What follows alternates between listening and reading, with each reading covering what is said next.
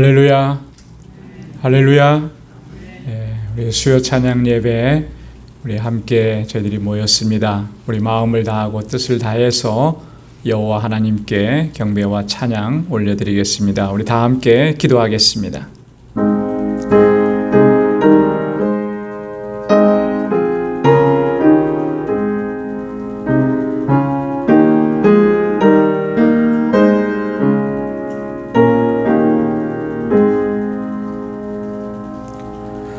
여호와여, 주의 도로 내게 가르치소서. 내가 주의 진리에 행하오리니 열심으로 주의 이름을 경외하게 하소서.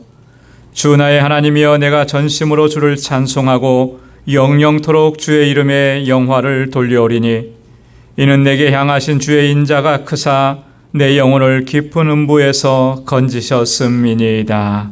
아멘. 은혜가 풍성하시고 자비하신 아버지 하나님, 오늘도 이 저녁 저희들을 주님의 보좌 앞에 불러주셔서 이렇게 하나님을 경배하고 찬양하고 예배케 하시니 감사합니다. 성의로 지난 3일 동안도 크신 은혜 가운데 저희들을 지켜주시고 주님의 그 능력의 손길로 우리를 붙잡아 주시고 그리하여 이 험악한 세상을 넉넉히 감당하고 이겨낼 수 있도록 하나님 우리를 이끌어 주시고 역사하시니 감사합니다. 이 시간 그 은혜의 감격을 가지고 하나님을 예배하고 찬양하며 오직 주님께만 영광 돌릴 수 있도록 도와주옵소서. 우리 안에 있는 모든 허물과 죄악을 주의 보혈로 깨끗하게 씻어주시고 거룩하고 정결하게 하셔서 하나님께서 받으시기에 합당한 예배 주님께 올려드리는 이 한 시간 되도록 주님 주장하여 주옵시고 주의 백성들이 드리는 이 예배 기뻐 흠양하여 주옵소서. 이 예수님의 이름으로 기원하옵나이다. 아멘. 전능하사 천지를 만드신 하나님 아버지를 내가 믿사오며 그 외아들 우리 주 예수 그리스도를 믿사오니 이는 성령으로 잉태하사 동정녀 마리아에게 나시고 본디오 빌라도에게 고난을 받으사 십자가에 못 박혀 죽으시고 장사한 지 사흘 만에 죽은 자 가운데서 다시 살아나시며 하늘에 오르사 전능하신 하나님 우편에 앉아 계시다가 저리로서 산 자와 죽은 자를 심판하러 오시리라. 성령을 믿사오며 거룩한 공예와 성도가 서로 교통하는 것과 죄를 사하여 주시는 것과 몸이 다시 사는 것과 영원히 사는 것을 믿사옵나이다. 아멘. 우리 찬양으로 하나님께 영광 돌리겠습니다. 하나님은 너를 지키시는 자.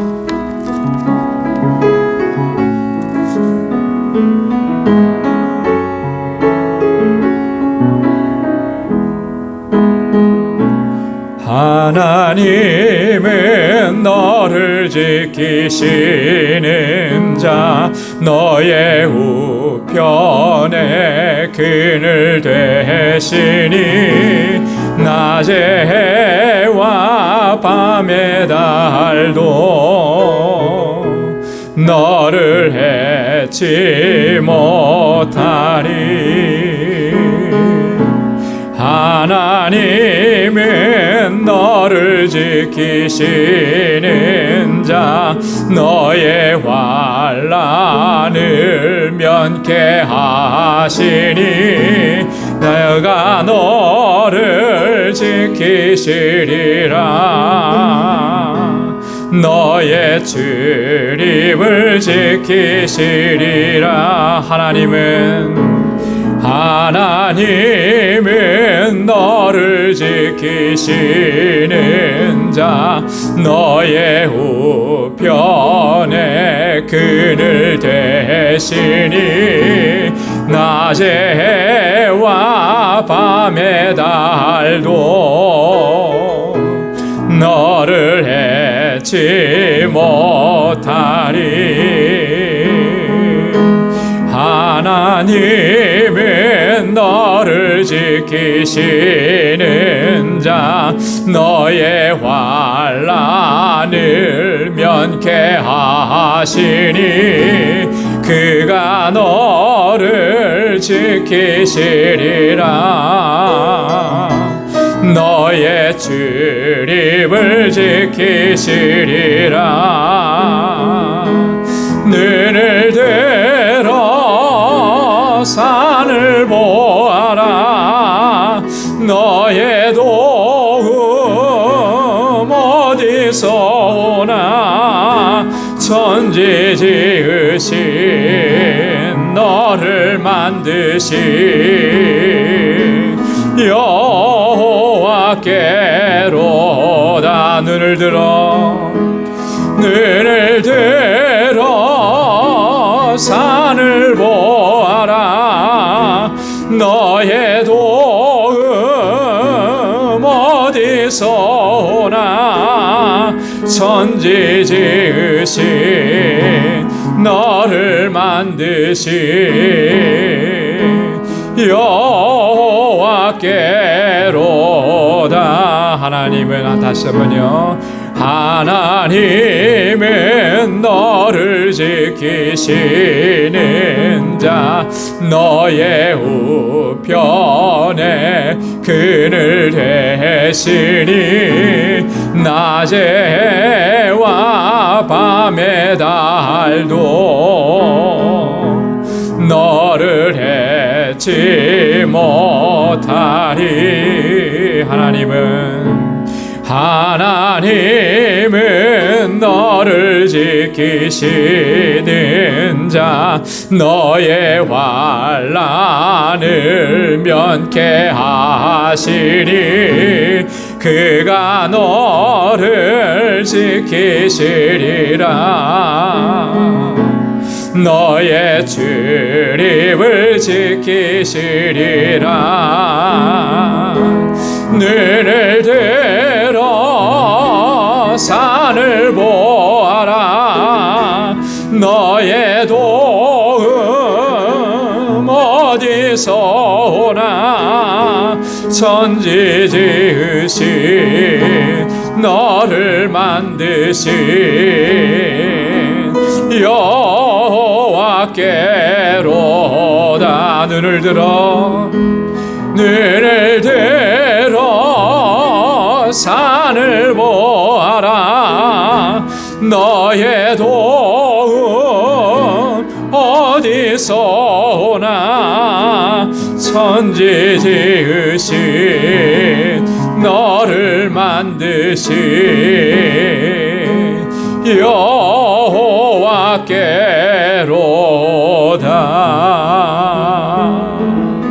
아멘. 천지를 지으시고 나를 만드신 여호와 하나님께로부터 우리의 도움이 임하는 줄로 믿습니다.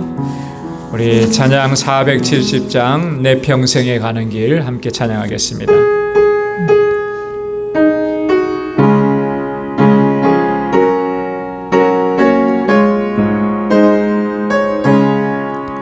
내 평생에 가는 길 순탄하여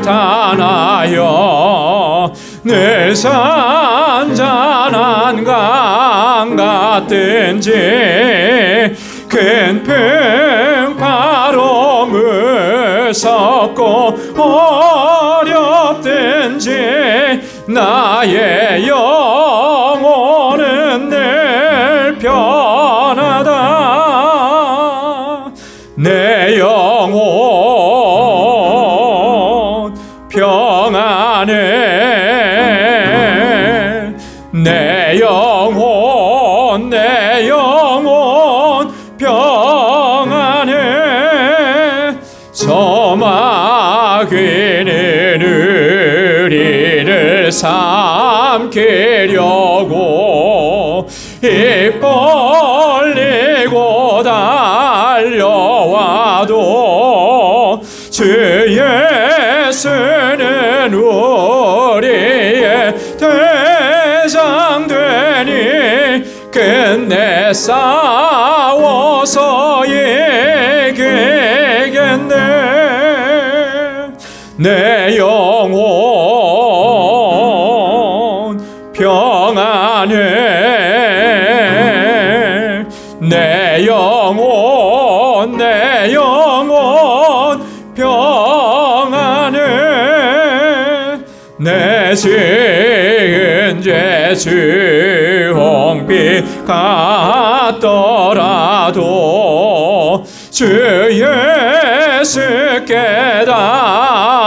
달려면 그 십자가 피 하소서. 다시 세상 있는 보다 더 정하겠네. 내 영혼 평안해. 내 영혼 평안해. 저 공중에 구름이 일어나며 큰 나팔이 울려날 때 주 오셔서 세상을 심판해도 나의 영혼은 겁없겠네. 내 영혼 평안해. 내 영혼 평안해. 아멘. 주님의 평강이 항상 우리와 함께 하실 줄로 믿습니다. 우리 이 시간 다 같이 통성으로 함께 기도하겠습니다. 하나님 앞에 나왔습니다. 정말 하나님께서 찾으시는 참된 예배자로 주님 앞에 서게 하시고 이 시간 온 마음을 다해서 하나님 예배케 하여 주옵소서. 우리 교회를 위해서 세워주신 주의 귀한 종들을 위해서, 신실한 주의 일꾼들을 위해서, 각 기관들을 위해서, 또 우리 주일학교와 유스그룹과 EM을 위해서 함께 기도해 주시고, 또 우리 교우들을 위해서 기도하겠습니다. 특별히 육신에 연약함이 있는 주님의 자녀들, 연로하신 주의 어르신들 주님께서 강건케 하시고 치유의 은혜를 허락해 달라고, 또 우리 선교사님들을 위해서 이번 주 금요일 새벽에 오시는 니카라과 선교사님들을 위해서, 또 우리 알라메다 방죽교회와 정득수 선교사님과 우리 사역자들을 위해서, 그리고 이 시간 주님 앞에 가지고 나온 우리 기도 제목을 가지고 이 시간 하나님 앞에 다 같이 마음을 같이 해서 통성으로 기도하겠습니다. 은혜가 풍성하신 아버지 하나님 감사합니다. 주님 사랑하셔서 날마다 은혜 가운데 살아가게 하시고, 아버지 하나님 우리의 믿음을 더욱 견고하게 하셔서 넉넉히 아버지 이기고 승리하는 삶을 살아갈 수 있도록 은혜 베풀어 주시니 감사합니다. 저희들을 택하셔서 하나님의 자녀로 삼아주시고 아버지 하나님 주님의 찬송을 부르게 하려 함이라고 말씀하신 것처럼 이제는 아버지 하나님의 온 마음과 정성과 힘을 다해서 우리의 모든 삶을 다해서 늘 하나님을 예배하고 찬양하고 주의 이름을 높이고 아버지께서 찾으시는 참된 예배자의 삶을 살아가는 저희들이 되게 하여 주옵소서. 신령과 진정으로 아버지를 예배케 하여 주옵소서. 온 마음을 다하여 주님을 섬기게 하여 주옵소서. 진실하게 주님을 섬기는 주의 신실한 백성들이 될 수 있도록 하나님 저희를 주장하시고 주여 역사하여 주옵소서. 오 하나님 아버지 이 시간도 우리 마음을 다하여 주님을 예배하는 한 시간 되게 하시고 주님의 임재만을 갈망하오니 우리 가운데 임하셔서 아버지 하나님 주님의 평강으로 덧입혀 주옵시고 주님의 은혜로 가득히 채워 주옵소서. 이 시간 아버지 주님께 우리 마음을 같이 하여서 간절하게 간구하고 기도하옵는 것은 아버지께서 세워주신 우리 방주재단 지난 22년 동안 아버지 놀라우신 역사 이루시며 여기까지 인도해 주심을 감사합니다.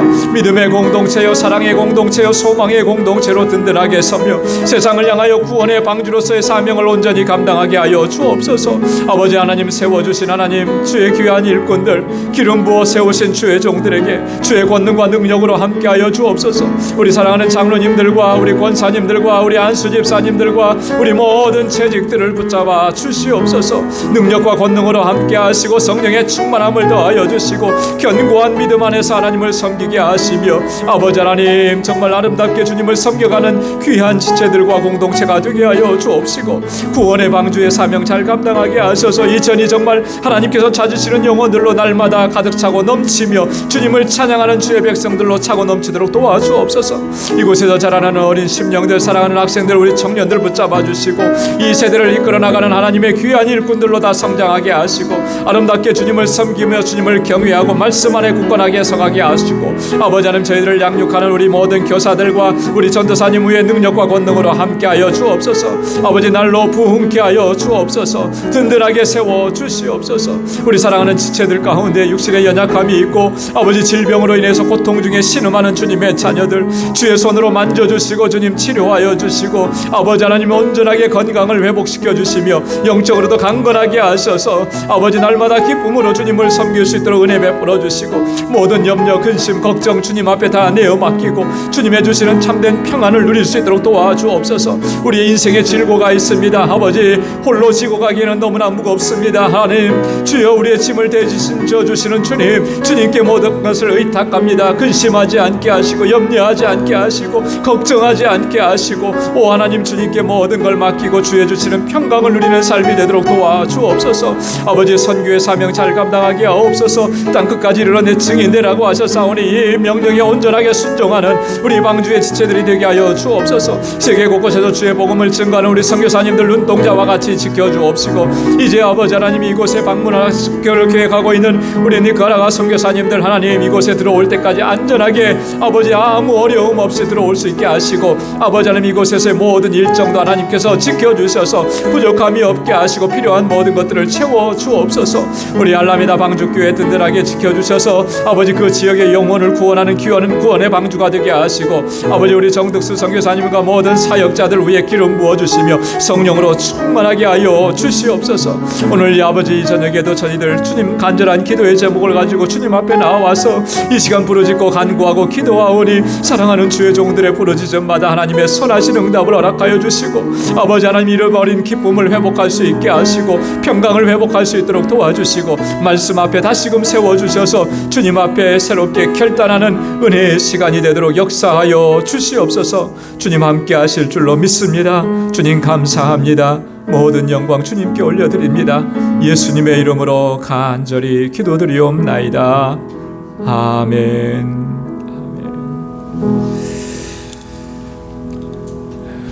우리의 간절한 기도에 하나님께서 선하신 응답을 허락해 주실 줄로 믿습니다.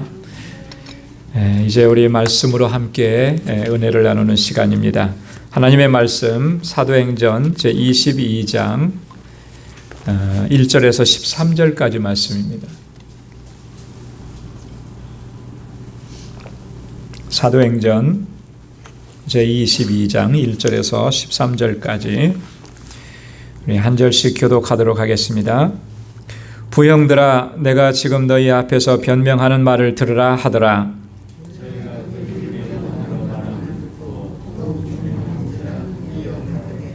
나는 유대인으로 길리기아 다소에서 났고 이 성에서 자라 가말리엘의 문화에서 우리 조상들의 율법의 엄한 교훈을 받았고 오늘 너희 모든 사람처럼 하나님께 대하여 열심하는 자라.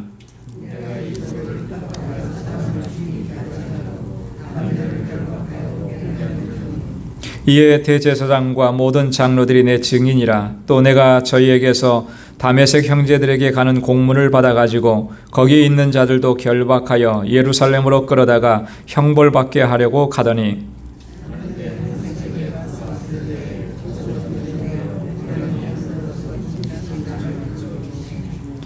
내가 땅에 엎드러져 들으니 소리 있어 가로되 사울아 사울아 내가 왜 나를 핍박하느냐 하시거늘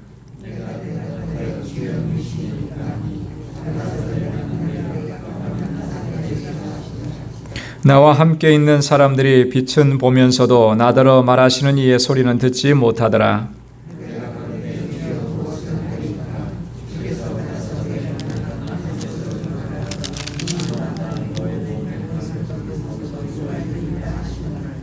나는 그 빛의 광채를 인하여 볼 수 없게 되었으므로 나와 함께 있는 사람들의 손에 끌려 다메섹에 들어갔노라.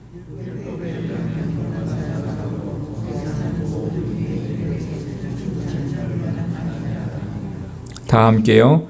내게 와 곁에 서서 말하되 형제 사울아 다시 보라 하거늘 즉시 그를 쳐다보았노라. 아멘. 오늘부터는 사도행전 22장에 있는 말씀 함께 나누는데요. 지난주에 저희가 함께 그 말씀을 나눴던 내용을 간단하게 요약을 해보면 바울과 그 일행들은 3차 선교 여행을 마치고 예루살렘으로 귀환했습니다. 그래서 그 예루살렘 교회에서 그동안의 그 선교 사역을 보고했었죠.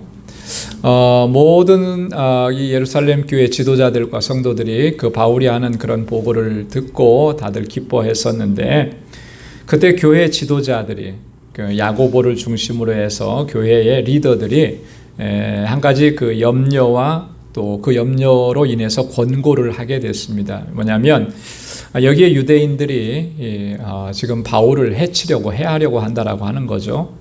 바울이 이방인들에게 복음을 전하면서 이방인 지역에 있는 유대인들을 향해서 율법을 지키지 않아도 되고 뭐 할례를 받지 않아도 되고 뭐 성전을 모독하는 이런 말을 했고 뭐 이런 얘기들을 다 들어가지고 여기에 대해서 분노를 해서 바울이 오기만 하면 그를 해야겠다 뭐 이런 유대인들이 많았다라고 하는 거예요. 그래서 그것 때문에 염려가 돼서 한 가지 권고를 했고, 그래서 4명의 지금 서원한 사람들이 있는데 그들과 함께 결례를 행하고 또 그들에게 그 서원한 사람들의 결례 비용을 바울 당신이 부담하시오. 그러면 아마 당신에 대해서 들은 소문을 저 사람들이 잘못 지었구나 하는 것을 알게 될 것이다. 이게 바울이 이제 그렇게 했습니다. 그런데 결국은 그 아시아에서부터 온 그 유대인들, 디아스포라 유대인들이 와가지고 선동을 일으킨 거예요. 그래서 결국에는 바울이 큰 고초를 당하게 되죠. 핍박과 박해를 받고 하마터면 그 사람들에 의해서 죽을 뻔한 그런 위기가 있었습니다. 그때 이런 소동을 듣고 천부장이 군대를 동원해서 이 자리에 찾아왔어요. 그래서 바울을 거기서 건져낸 것입니다. 구사일생으로 건져내서 영문 안으로 데리고 갔다. 요새 안으로, 군대가 주둔해 있는 요새 안으로 들어간 겁니다. 자, 그때 들어가면서 바울이 이 천부장에게 한 가지 요청을 한 거예요. 내가 말할 수 있겠느냐.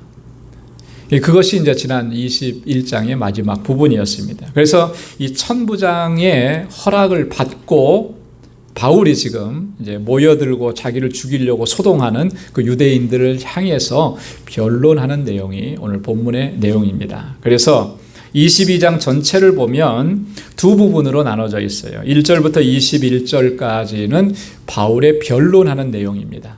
유대인들을 향해서 변론. 그런데 이 변론의 얘기를 다 듣던 유대인들이 갑자기 소동을 더 일으키기 시작합니다. 그래서 22절부터 30절까지 군중들이 소요를 일으키고 결국에는 천부장이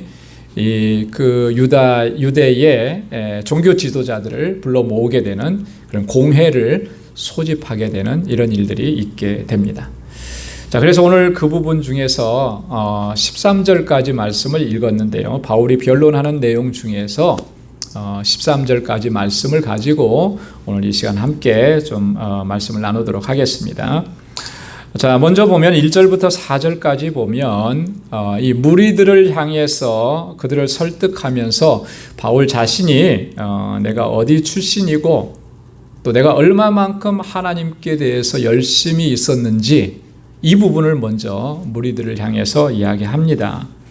1절에 보면 어떻게 그 모인 사람들을 부르고 있느냐 하면 부형들아 그렇게 부르요. 부형들아. 무슨 말입니까? 부형들아. 부는 아비부자, 형은 형자예요. 그러니까 말 그대로 하면 fathers and brothers 이렇게 되는 거겠죠. 그래서 영어 성경에는 그렇게 번역을 했고요. 공동 번역에도 보면 이렇게 했습니다. 형제들아 또 선배 여러분들 이렇게 이제 호칭을 한 것으로 번역을 했습니다. 지금 이 유대인들이 굉장히 지금 분노해 있고 소동하고 있잖아요. 그죠? 어떻게 하든지 저 사람들을 잠잠하게 해야 그 다음에 바울이 할 수 있는 말이 있고 할 말을 다 할 수 있게 되니까 여기서 아마 최선을 다해서 아마 바울은 공손하게 그리고 예의를 갖춰서 저들을 존중해 주면서 이렇게 부형들아 이렇게 호칭을 한 겁니다. 그러면서 1절에 변명하는 말을 좀 들어달라. 내가 변명하는 말을 들어달라. 변명이라 그러니까 어떤 뉘앙스가 있어요, 여러분?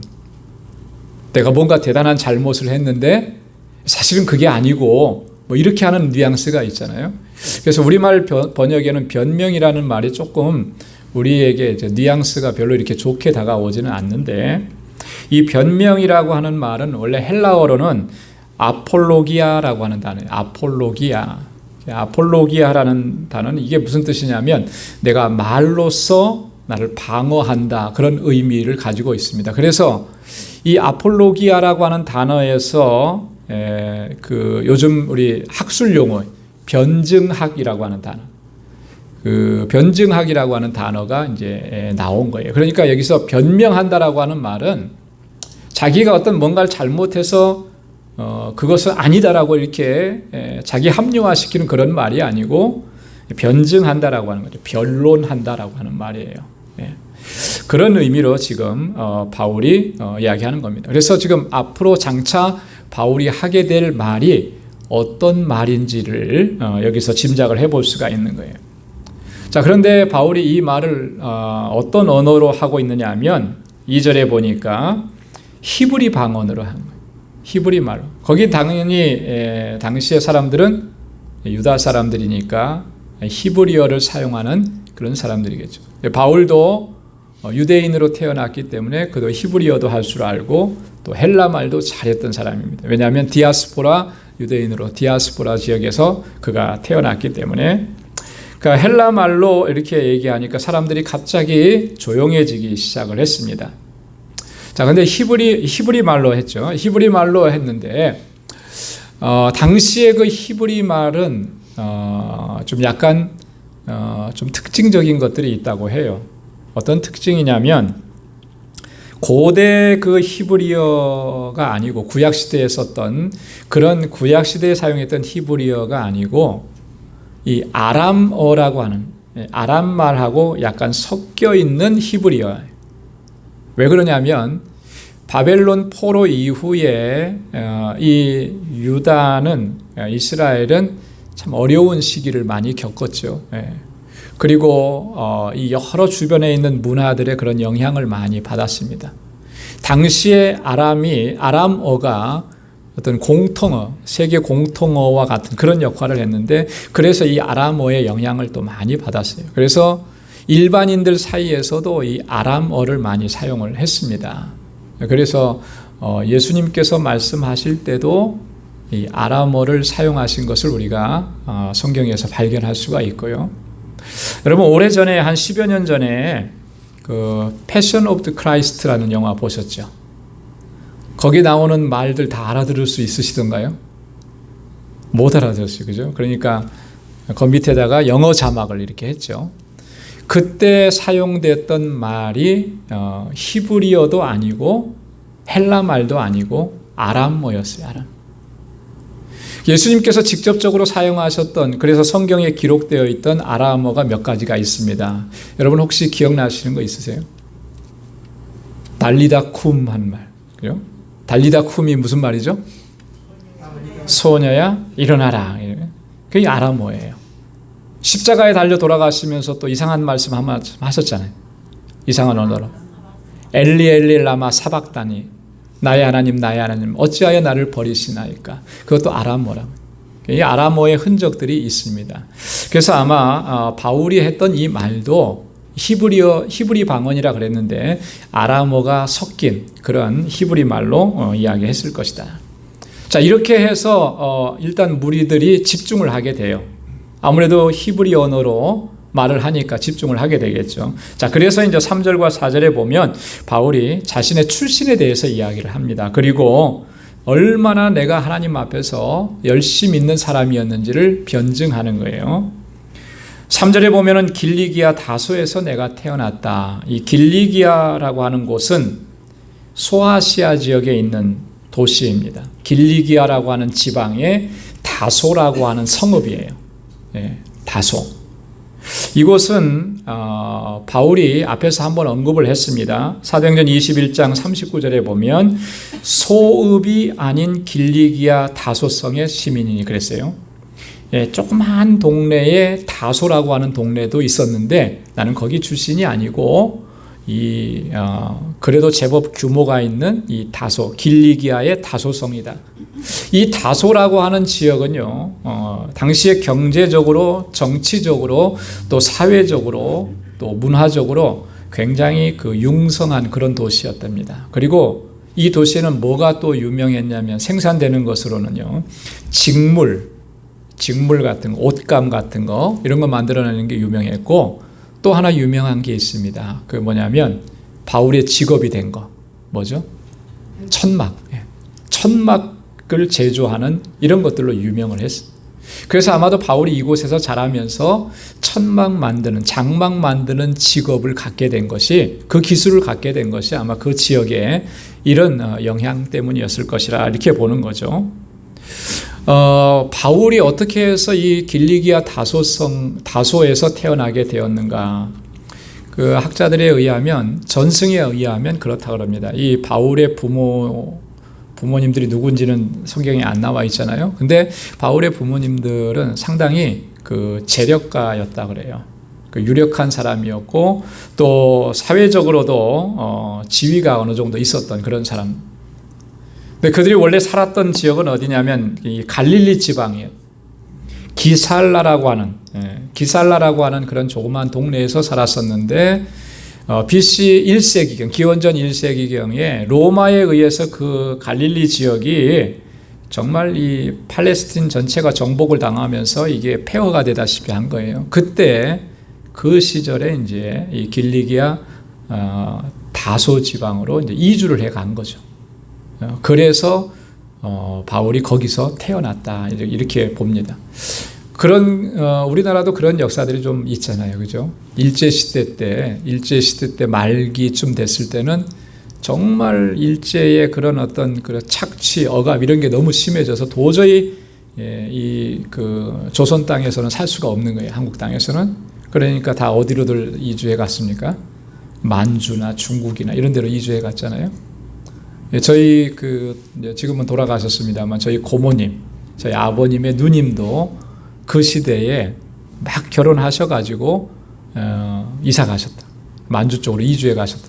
그래서 한동안 저희 아버님하고 연락이 안 됐던 거예요. 나중에 88 올림픽 있기 전에 찾으셨어요. 만나셨어요. 그랬더니 어디서 사셨냐면 흑룡강성에서 사셨다고 하더라고요. 흑룡강성. 그래서 저도 만나 뵙고 한국에 초청을 해서 얼굴로 뵙고 또 고종 사촌관도 이렇게 뵙고는 했었어요. 우리에게도 그런 역사들이 있는데 아마도 이 바울도 그렇게 해서 길리기아 다소까지 가서 거기서 태어나게 되었다라고 하는. 근데 이제 바울이 또 얘기합니다. 3절에 나는 가말리엘 문화에서 율법의 엄한 교훈을 받았다. 가말리엘이라고 하는 사람, 여러분 우리가 좀 기억을 해야 돼요. 가말리엘이라고 하는 사람, 사도행전에서 앞에서 한번 나왔었습니다. 어디서 나왔었느냐면 사도행전 5장에서 나왔어요. 5장. 베드로가 이렇게 성령으로 충만해서 복음을 증거하고, 또 복음을 증거할 때마다 막 수천 명씩 이렇게 믿는 자들이 나오고 하니까 당시에 그 종교 지도자들이 얼마나 긴장하고, 그래서 이 베드로를 얼마나 핍박을 했어요, 그죠? 매도 때리기도 하고 옥에 가두기도. 나중에는 이 베드로를 죽이려고까지 공회를 소집하고 뭐 그렇게 했었습니다. 종교법에 의해서 처형하겠다라고 하는 거죠. 자, 위기 상황이었을 때 그때 이 가말리엘이 등장을 해요. 그래서 사도행전 5장 34절에 보면 이 가말리엘이라고 하는 사람을 이렇게 설명하죠. 바리새인 가말리엘은 교법사로 모든 백성에게 존경을 받는 자라. 교법사라. 율법에 뛰어난 사람, 율법의 스승이라고 하는 거죠. 그래서 베드로가 이렇게 그 어려움을 당했을 때 그 사내들인 공회를 설득시켜서 베드로를 핍박하는 것을 멈추게 했던 사람이 이 가말리엘인데, 이 가말리엘의 문화에서 바울이 율법을 배운 겁니다. 당시에 이 바리새파는요 크게 두 파로 나눠져 있다 그래요. 두 파가 있는데 하나는 힐렐 학파라는 거예요. 힐렐 학파. 또 하나는 샴마이 학파라고 그래요. 이 두 학파가 있는데 이 가말리엘은 이 힐렐 학파의 대표인 거예요. 샴마이 학파는 어떤 그런 기류냐면 이 사람들은 아주 철저합니다. 이방인들하고는 절대로 접촉을 하지 않고 율법을 적용할 때도 아주 엄격하게 적용을 하는 거예요. 그러면서 이제 로마를 향해서는 또 강력하게 대응하는, 저항하는 그런 학파였고, 힐렐 학파는 그보다는 좀 더 진보적인 그런 학파였다라고. 아마도 그랬기 때문에 베드로가 이렇게 어려움을 당했을 때 그렇게 베드로를 좀 변론해주고, 그래서 그때 당시에 그 산헤드린 공회원들이 베드로를 해치지 못하도록 이렇게 막기도 했던 것 같아요. 어쨌든 간에 바울은 이 가말리엘 문화에서 율법의 엄한 교훈을 받았다. 바울이 이렇게 주장하는 건 뭐겠습니까? 너희들이 나에게 대해서 율법을 지키지 않아도 된다, 뭐 이런 식으로 내가 이렇게 이야기한다고 잘못 얘기하는데, 나 그렇지 않다. 누구보다도 나는 율법에 정통하고 또 율법을 철저하게 지키고 귀하게 여기면서 그렇게 내가 주의 복음을 증거하는 사역을 했다라. 너희들이 들은 말이 그게 잘못된 것이다. 이것을 이제 이야기하는 것이죠. 또 3절에 보니까 하나님께 대해서 나는 열심하는 자였다 그랬어요. 하나님께 대해서 누구보다 더 신실하게 하나님을 경외하고 있었다라고, 지금도 그렇게 하나님을 경외한다 강조하는 것이죠. 자, 어느 정도로 바울이 자기가 하나님께 대해서 열심히 했었다고 얘기하냐면 4절에 보십시오. 4절에 보면 내가 이 도를 핍박하여 사람을 죽이기까지 하고 남녀를 결박하여 옥에 넘겼다, 그렇게 얘기합니다. 이 도라 그랬습니다. 이 도는 무슨 도예요? 어떤 도죠? 내가 이 도를 핍박하여, 바울이 뭘 핍박을 했습니까? 예수 그리스도의 도죠. 그죠? 예수 그리스도를 믿는 사람들을 핍박했다라고 하는 그런 얘기예요. 핍박했는데 어느 정도로 핍박했냐면 사람을 죽이기까지 하고, 실제로 바울이 누구를 죽였다라고 하는 말은 없어요. 근데 바울이 여기서 염두에 두고 하는 말은 누구를 염두에 둔 것일까요? 스데반을 염두에 둔 거죠. 그죠? 스데반을 사람들이 돌로 쳐서 죽일 때 그 가편 투표를 한 사람이에요. 저를 돌로 죽여도 가하다라고 얘기한 그런 사람이 바로 이 바울이었다라고 하는 거예요. 그래서 이렇게 표현한 거예요. 남녀를 결박해서 옥에 다 넘겼다. 하여튼 예수 믿는 사람이라고 하면 내가 끝까지 쫓아가서 그들을 다 잡아서 옥에 넘겼다. 나 이렇게 하나님께 대해, 그게 하나님께 열심히 하는 것인 줄 알고 내가 이렇게 하나님께 대해서 열심히 했다. 자, 5절에 보면은 또 이에 대제사장과 모든 장로들이 내 증인이라 그래요. 그때 바울을 알던 대제사장, 그때 바울을 알던 당시의 종교 지도자들, 장로들은 내가 어떻게 했는지 다 알고 있다, 이런 의미잖아요. 실제로 바울은 산헤드린 공회에서 대제사장의 공문을 받아가지고 어디까지 갔냐면 다메섹에까지 갔죠. 그렇죠? 여러분, 예루살렘에서 다메섹까지 거리가 이게 뭐 한 걸음에 달려갈 수 있는 거리가 아니에요. 무려 250km나 된다 그래요. 250km. 그러면 하루에 사람이 한 50km를 걸어간다고 치면 며칠 길을 가야 되는 거냐면 5일 길을 가야 되는 그 먼 곳이에요.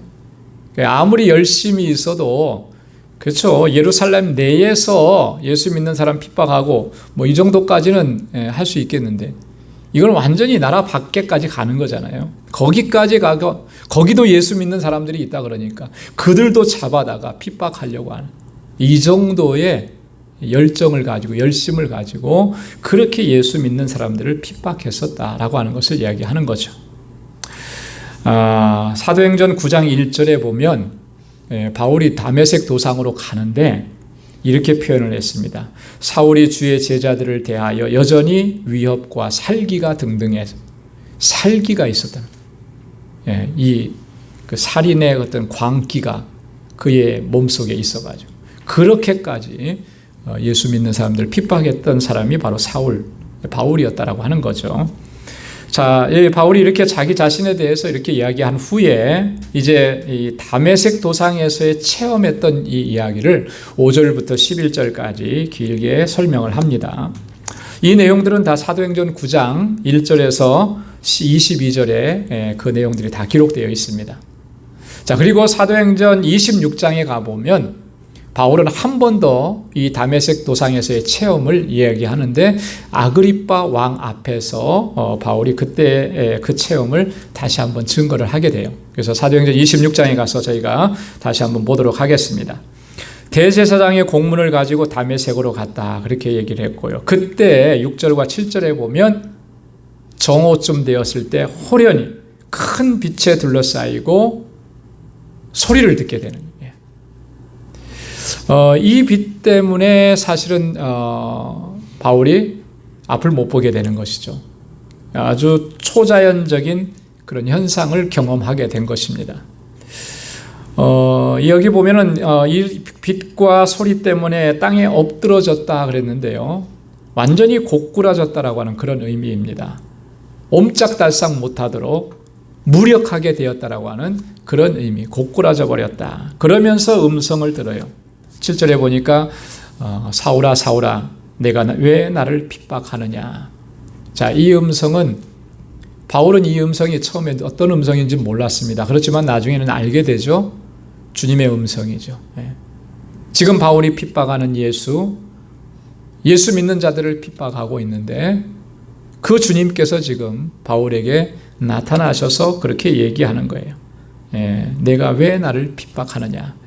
자, 이 음성을 들었을 때 바울이 어땠을까요? 정말 그냥 놀랬다라고, 깜짝 놀랬다라고 하는 표현 가지고는 우리가 다 표현할 수 없을 그런 모습이었을 겁니다. 바울은 이 소리를 분명하게 들었어요. 하지만 바울과 함께 있었던 사람들은 어땠다 그랬습니까? 9절 말씀에 보면 나와 함께 있는 사람들은 빛은 보면서도 나더러 말하는 이의 소리는 듣지 못하더라 그랬어요. 바울의 귀에만 들렸다라고 하는 건데 우리는 그렇게 이해를 해요. 우리말 번역에 보면. 근데 사실은 그 소리가 분명히 큰 소리가 있는 것은 모두가 다 들었어요. 자, 그런데 그 소리가 주님의 음성이라고 하는 것을 온전하게 들은 사람은 바울뿐이라고 하는 거예요. 다른 사람들은 소리는 들었지만 그 소리가 어떤 소리인지 누가 말하는 것인지 전혀 깨달을 수 없고 이해할 수 없었다라고 하는 그런 의미인 거예요. 왜냐하면 영어 성경에 보면 NIV에 보면 이렇게 설명을 해놨어요. They did not understand of him who was speaking to me. 이렇게 돼요. 나에게 지금 말하는 사람이 누구인지 저 사람들은 understand를 못했다라고 하는 거예요. 그냥 소리만 들린 거예요. 그러나 바울만은 분명하게 이게 누구의 소리인지 누가 하시는 말씀인지 들었다는 거죠. 그래서 주님께서 이렇게 말씀하십니다. 8절에 보면 바울이 얘기하죠. 주여 뉘시니까. 여기서 말하는 주여라고 하는 말은요, 바울이 예수님을 믿어서 구원자로 믿어서 주여가 아니고 자기보다 권위가 있다라고 생각하는 사람 앞에서 우리 보통 하는 말이 주여, 그런 말을 쓰는 거예요. 뉘시니까 그래요. 분명한 소리를 들었으니까. 누구십니까? 8절에 예수님께서 뭐라고 말씀하세요? 나는 내가 핍박하는 나사렛 예수라. 분명하게 말씀해요. 나사렛 예수라. 당시에 예수라는 이름은 상당히 흔한 이름입니다. 그죠? 상당히 흔한 이름이에요. 호세라고 하는 이름이 흔한 이름인 것처럼 예수라는 이름이 굉장히 흔해요. 그래서 아마도 이 누가는 그렇게 기록한 거예요. 그 앞에 나사렛이라고 하는 말을 분명하게 적은 거죠. 지금 바울에게 얘기해주고 있는 이분이 바로 우리의 구원자로 오신, 나사렛에서 오신 나사렛 출신의 우리의 구원자 예수 그리스도시다라고 하는 것을 분명하게 하기 위해서 나사렛 예수라, 주님께서 그렇게 말씀하신 것을 적어놓은 겁니다. 자, 그런데 이렇게 하고 나니까 지금 바울이 10절에 보니까 뜬금없이 이런 질문을 합니다. 주여 무엇을 하오리이까? 무엇을 하오리이까? 다른 말도 많이 할 수 있었을 것 같은데 바울이 왜 이런 말을 했을까? 사실 여기에서 바울이 하고 있는 이 말은요, 사도행전 9장에는 이런 내용이 기록되어 있지 않아요. 근데 우리가 분명한 것은 바울이 분명히 그렇게 질문했을 거라는 것은 확실한 거죠. 왜냐하면 바울이 자기가 직접 얘기하는 거잖아요. 그죠? 자기가 직접 증거하는 거죠. 주여 무엇을 하오리이까? 무엇을 하리이까? 이 질문에는 아주 중요한 의미가 담겨져 있다라고 하는 것이죠. 그건 뭐냐면 일단 첫 번째로는 자기 죄를 뉘우치는 것이고, 동시에 앞으로 내가 무엇을 해야 합니까? 라고 하는 그런 질문인데, 여기에는 이런 의미가 담겨져 있습니다. 진정한 회개가 어떤 것인지를 이 말씀 속에, 바울이 한 이 질문 속에 담겨져 있다라고 하는 거예요. 자기가 주님의 음성을 듣고 나는 내가 핍박하는 나사렛 예수다라고 하는 음성을 들었을 때 바울의 마음속에는 뭐가 있었겠습니까? 그동안에 자기가 핍박했던 그 모든 일들, 그게 다 주마등처럼 스쳐갔을 거 아니에요? 그리고 그것이 얼마나 잘못되어 있는지를 깨닫게 되었을 거 아닙니까? 핍박받는 그분이 나타나셔서 나는 내가 핍박하는 나사렛 예수다 이렇게 말씀하시니까. 그러니까 바울이 지금 하고 있는 이 말은 자기 죄에 대한 어떤 뉘우침인 거예요. 그러면서 무엇을 하리까? 적극적으로 내가 앞으로 무엇을 해야 되는지를 묻는 변화된 삶을 향해서 나아가는 그런 모습을 보여주고 있다고 하는 거죠. 그래서 참된 회개가 뭐냐?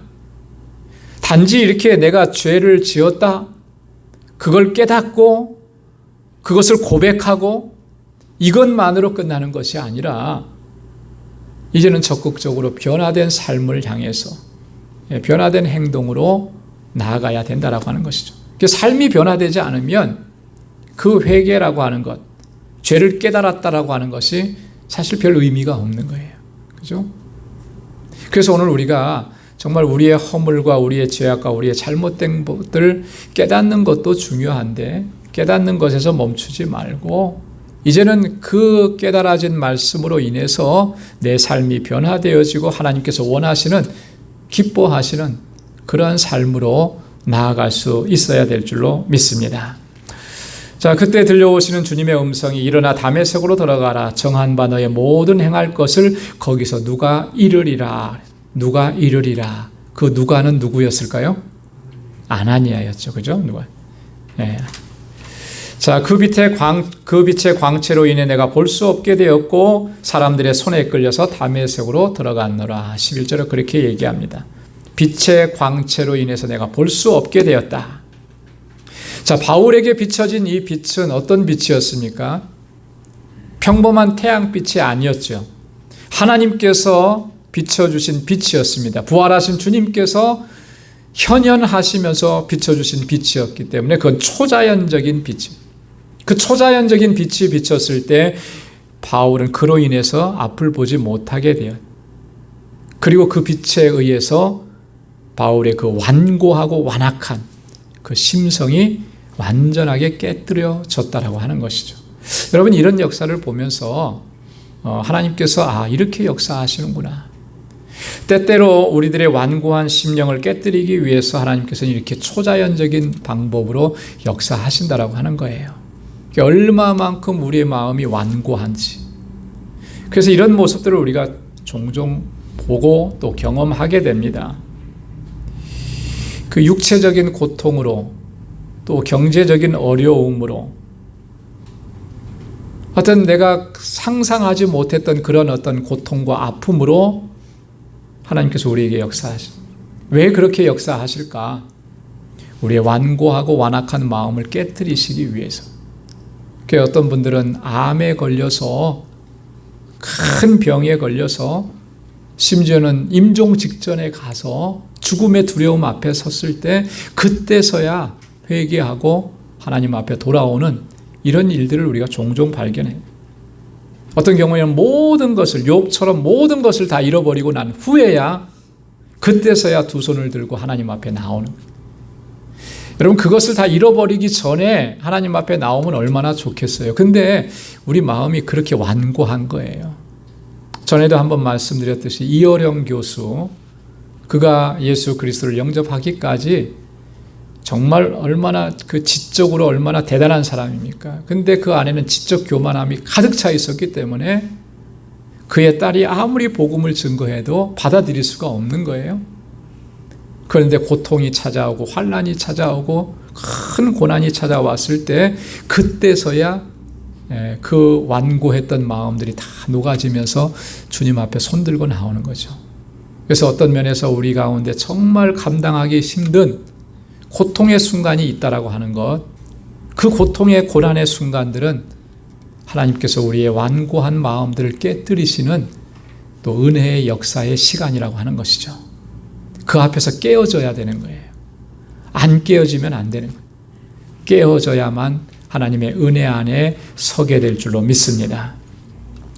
자, 그 다음에 12절과 13절 마지막 부분에 이제 아나니아에 의해서 바울이 다시 보게 됩니다. 이 아나니아라고 하는 사람, 전에도 말씀드린 것처럼 이 사도행전에 아나니아라고 하는 이름이 자주 등장을 해요.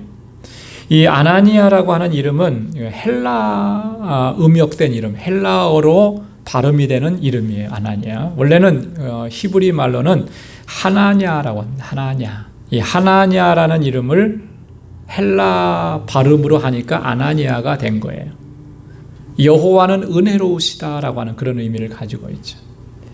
이 아나니아가 어떤 사람이었는지 12절에 이렇게 얘기합니다. 율법에 의하면 경건한 사람이고 거기 사는 모든 유대인들에게 칭찬 듣는 사람이었다. 그런데 이 사람이 사도행전 9장 10절에 보면 제자라 그랬어요. 제자. 누구의 제자라는 겁니까?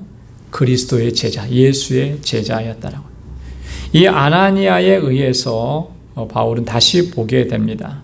그래서 13절에 보면 아나니아가 찾아와서 바울에게 그렇게 얘기했다 그랬죠. 형제 사울아 다시 보라 하거늘 즉시 그를 쳐다보았노라. 네. 바울을 찾아와서 아나니아가 다시 보라 형제여, 형제 사울이여 다시 보시오 하니까 즉시로 그 말이 떨어짐과 동시에 자기가 보게 되었다 이렇게 얘기하는 거예요. 여기서 바울이 지금 얘기하고 있는 부분은 사도행전 9장에 나와 있는 설명에서는 길게 설명이 되어 있는데 바울은 그 부분을 잘 몰라요. 그렇기 때문에 생략을 하고 있습니다. 왜냐하면 하나님께서 아나니아를 바울에게 보내실 때에 아나니아에게 먼저 환상 중에 나타나셨죠. 그래서 사울이 다시 보게 될 것, 그리고 사울이 장차 어떤 사역을 감당하게 될 것인지 환상 중에 아나니아에게 하나님께서 먼저 말씀을 해주셨습니다. 그리고 나서 아나니아를 사울에게 보냈던 것이고 또 아나니아를 통해서 바울의 눈을 뜨게 했던 거예요. 다시 보게. 즉시로 그를 쳐다보았노라. 눈이 떠졌다라고 하는 의미입니다. 그죠? 그런데 사실 이때 우리가 좀 자세히 좀 생각해 보면 이때 바울의 눈이 떠지면서 육적인 육신의 눈만 떠졌겠는가? 육신의 눈만 떠진 것이 아니고 영적인 눈도 함께 떠졌다라고 하는 거예요. 이렇게 하나님의 임재, 주님의 임재를 경험하고 나서 주님의 놀라우신 그 초자연적인 역사를 경험하고 나서 자기가 지금까지 어떤 일을 했었는지를 돌아보게 하시고 그거 회개하게 하시고 그리고 나서 그의 눈이 떠졌을 때 이제는 바울이 모든 것들을 다 새롭게 보기 시작을 한 거죠. 지금까지는 무엇에 근거해서 봤냐면 자기가 고백했던 것처럼 율법에 근거해서 율법을 대항하는 사람들, 예수 믿는 사람들, 그 사람들은 다 핍박받아야 되고 죽어야 될 존재들이라고 해서 이런 그것이 하나님께 대한 열심이라고 생각했던 그런 관점에서 이제는 완전히 돌아선 것이죠. 그리스도 예수, 그리스도 안에서 그가 모든 것들을 새롭게 보기 시작한 것입니다. 그랬기 때문에 바울은 곧바로 주님께서 주신 그 복음의 사역을 감당할 수가 있었다. 이런 사실들을 통해서 볼 때 육신의 눈이 떠지는 것도 참 중요한데 정말로 중요한 건 뭐겠습니까? 영의 눈이 떠지는 거죠. 영의 눈이 밝히 떠지는 거예요. 그래서 하나님의 뜻하심과 하나님의 계획하심, 또 하나님의 섭리하심과 하나님의 역사하심을 볼 수 있어야 된다. 그래서 우리가 어떤 질병이나 고통이나 또 어떤 육신의 삶에 있어서 있는 모든 삶의 질고들, 이것으로부터 벗어나기를 우리가 간절하게 간구하고 기도하는데 거기에서만 머물러서는 안 된다라고 하는 것이죠. 그런 것으로부터 하나님께서 내게 주시는 그 은혜들을 볼 수 있는 믿음의 눈이 떠져야 되는 거예요. 왜 이런 고난이 왔었으며 이 고난을 통해서 하나님께서 나에게 뜻하시는 일이 무언가, 이것까지 우리가 볼 수 있어야 해요. 그래야 그 고난이 유익이 되는 것이고 내게 은혜가 되는 것이고 그 고난이 축복이 되는 것이죠. 그러려면 우리의 영적인 눈이 떠져야 되는 거예요. 영의 눈이 떠지지 않으면 이런 깨달음을 우리가 얻을 수가 없다라고 하는 것이죠. 그 열왕기하 6장에 보면 엘리사와 엘리사의 사환에 대한 이야기가 나옵니다. 거기에 보면은 우리가 잘 알고 있는 것처럼 이 이스라엘이 북왕국 이스라엘이 아람 군대에 의해서 큰 위기를 겪게 돼요. 그 성이 완전히 군대에 완전히 이렇게 둘러싸이게 됩니다. 그 엘리사의 사환이 겁이 난 거예요. 그 군대를 보고 겁에 질려가지고 엘리사를 찾아와서 저 군대를 보자고 어떻게 하면 좋냐. 자, 그때 엘리사가 사환에게 두려워하지 말라고 얘기하죠. 우리와 함께한 자들이 저들과 함께한 자보다 훨씬 많다. 그거를 이 사환은 보지를 못하는 거예요. 엘리사의 눈에는 다 보이는데 사환의 눈에는 보이지 않아요. 그러니까 엘리사가 하나님 앞에서 기도하죠. 뭐라고 기도하냐면 여호와여 원컨대 저의 눈을 열어 보게 하옵소서. 할렐루야. 한번 따라서 해보시기 바랍니다. 저의 눈을 열어 보게 하옵소서. 우리의 영의 눈이 열려서 하나님께서 우리와 함께 하시고 하나님께서 섭리하시고 하나님께서 역사하시는 그 모든 것들을 볼 수 있게 해 주옵소서. 그래서 안 된다, 못 된다, 이제는 끝이다, 절망이다, 이게 아니고 하나님께서 새롭게 역사하시는 섭리하시는 그 놀라운 일들을 보면서 하나님께서 하셨습니다. 하나님의 그 역사하심을 붙잡고 그렇게 믿음으로 나아가서 또 승리의 삶을 살고 하나님께 영광 돌리는 삶을 살아갈 수 있는 저와 여러분들이 다 될 수 있기를 주님의 이름으로 축원합니다. 기도하겠습니다. 하나님 아버지 감사합니다. 오늘 이 저녁에도 저희들을 사랑하셔서 이렇게 하나님 경배하고 찬양하고 예배하게 하시고 하나님의 귀한 말씀 듣게 해주셔서 감사합니다. 주님, 사도 바울을 세우실 때에 이와 같이 놀라운 역사를 이루셨습니다. 하나님, 그의 눈을 열어서 하나님께서 행하시는 일들을 보게 하셨고 그에게 능력을 더하셔서 복음의 증인으로 살게 하셨고 하나님 예수 그리스도를 증거하는 삶으로 일평생 살아갈 수 있도록 그를 이끌어 주셨는데 하나님 또 저희에게도 동일하게 역사해 주셔서 주님의 귀한 일꾼으로 복음의 증인으로 예수 그리스도를 증거하는 삶을 살아갈 수 있도록 우리를 인도하여 주옵소서. 우리 방주교회 모든 믿음의 권속들 항상 눈동자와 같이 지켜주시고 하나님의 권능의 손으로 붙잡아 주옵소서.